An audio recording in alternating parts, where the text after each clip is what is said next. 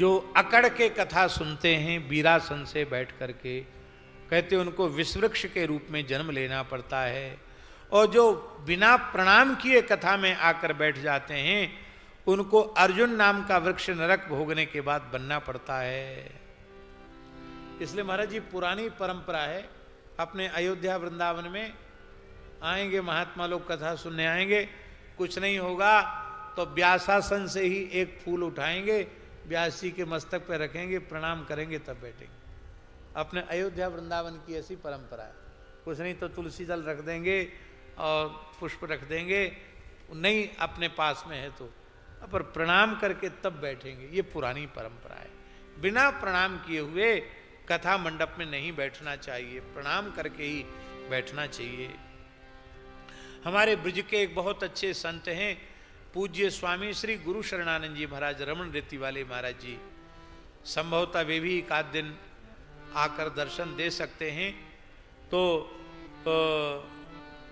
उनका हमने ये नियम देखा, कहीं भी जाते हैं, किसी कथा में जाएं, वो साष्टांग प्रणाम व्यासासन पर बैठे हुए व्यक्ति को करते हैं, क्योंकि वह व्यक्ति व्यक्ति नहीं है, व्यास को साक्षात नारायण का स्वरूप माना गया है। इसलिए बिना प्रणाम किए कथा मंडप में नहीं बैठना चाहिए। और महाराज जी जो सोकर कथा सुनते हैं, कथा मंडप में गए वहीं तान दुपट्टा सो गए, लेट के कथा सुनते हैं, उनको नरक में जाना पड़ता, अजगर की योनि में फिर जाना पड़ता है। वक्ता के समान होकर के जो कथा बैठकर सुनते हैं उनको गुरुतल्प गमन का पाप होता है, उसको भी नरक जाना पड़ता है।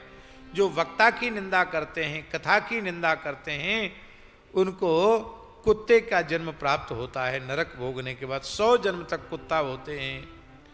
जो कथा के बीच में झगड़ा करने लग जाते हैं उनको नरक भोगने के बाद गधे की योनि में जाना पड़ता है। और जो कथा हो रही है, सुंदर कथा हो रही है और सुनते नहीं है जानबूझ के कथा,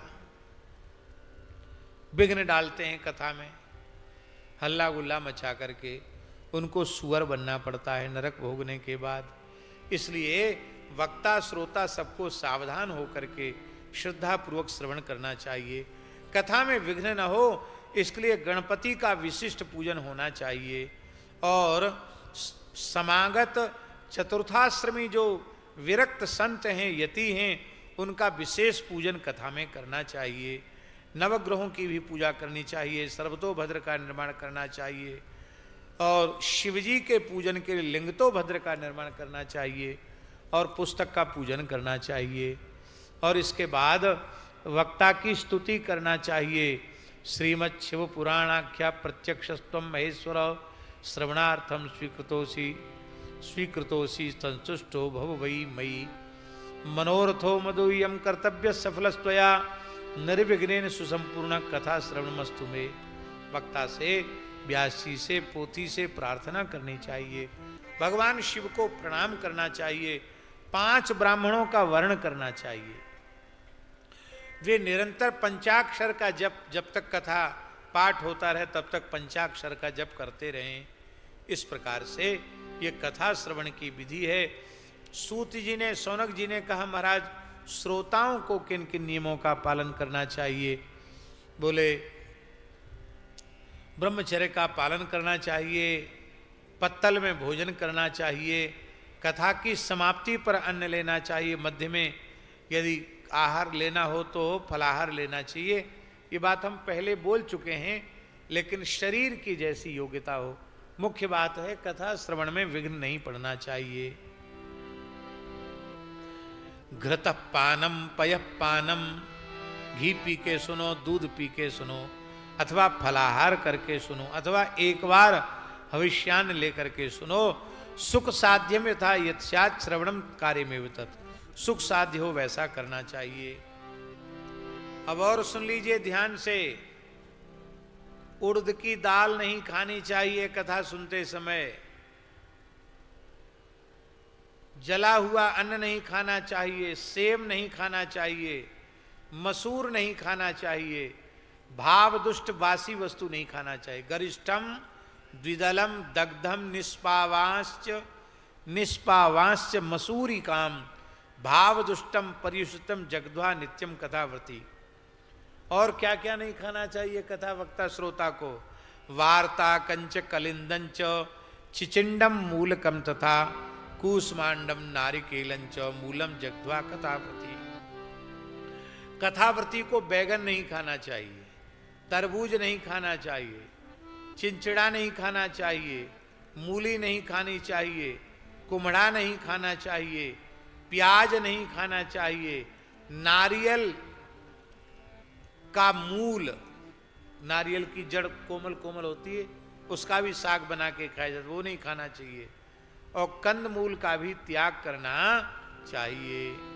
कौन कौन चीज नहीं खानी चाहिए? पलांडुम लशुनम हिंगुम ग्रंजनम मादकम निहितत वस्तु न्यामिष संज्ञानी ब्रजेद्य कथावती।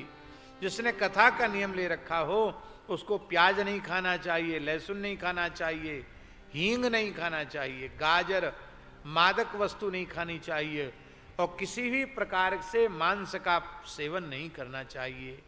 6 विकारों का त्याग करना चाहिए। ब्राह्मणों की निंदा, पतिव्रता स्त्री की निंदा, साधु संतों की निंदा का त्याग करना चाहिए।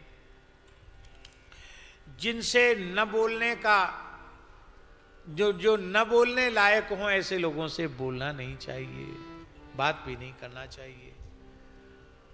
और जब कथा पूरी हो जाए तो उद्यापन करना चाहिए, खूब प्रसन्नता से सबको प्रसाद देना चाहिए। अब कोई अकिंचन महात्मा है, पैसा छूता ही नहीं है, कहते वो श्रवण से ही पवित्र हो जाएंगे, उनको कोई भंडारा वंडारा करने की भी आवश्यकता नहीं है।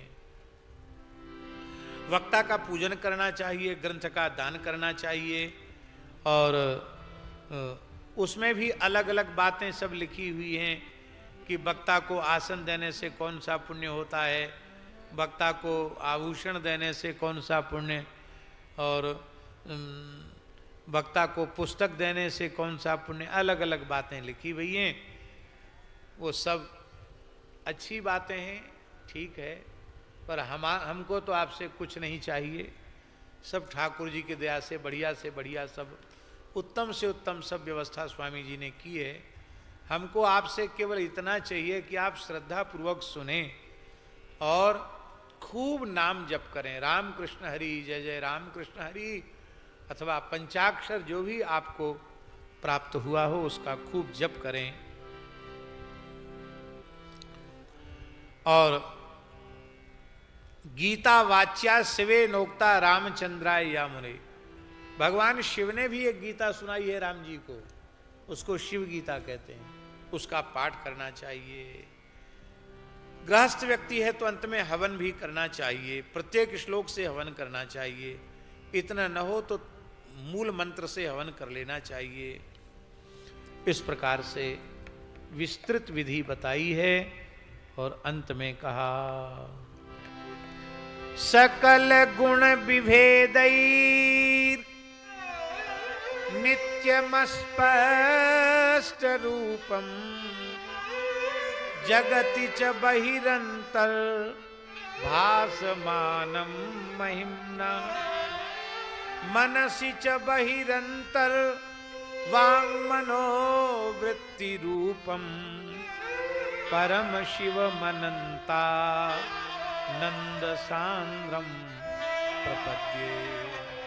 इस वंदना के साथ महात्म्य को संपूर्ण किया गया। आद्यंत मंगल मजात समान भावम आर्यम तमीश मजरा मरमात्म देवम पंचाननम प्रबल पंच विनोदशीलम संभावये मनसि शंकरमंबिकेश। व्यास उवाच धर्मक्षेत्रे महाक्षेत्रे गंगा कालिंदी संगमे प्रयागे परमे पुण्ये ब्रह्मलोकस्य वर्तते। इस प्रथम विद्येश्वर संहिता के 1-2 श्लोकों के उच्चारण के सहित ही हम आज के वक्तव्य को पूर्ण करते हैं। एक पद